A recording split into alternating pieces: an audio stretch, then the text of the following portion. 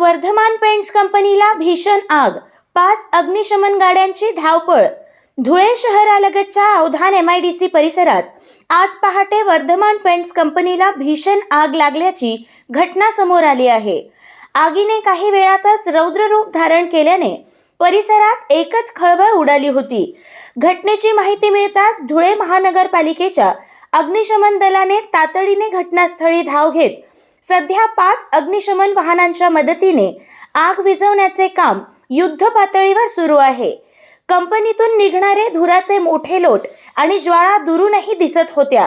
सुदैवाने या घटनेत कोणतीही जीवितहानी झालेली नाही। मात्र आगीमुळे कंपनीचे मोठ्या प्रमाणात आर्थिक नुकसान झाल्याचा अंदाज व्यक्त करण्यात येत आहे। आग नेमकी कशामुळे लागली याचे कारण अद्यापही स्पष्ट झालेले नसून